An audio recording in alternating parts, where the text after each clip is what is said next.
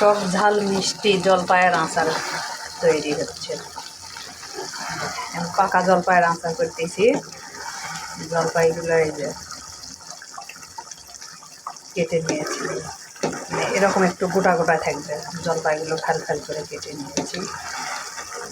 টক ঝাল মিষ্টি জলপাই আচার খেতে তো অসাধারণ স্বাদ লাগবে।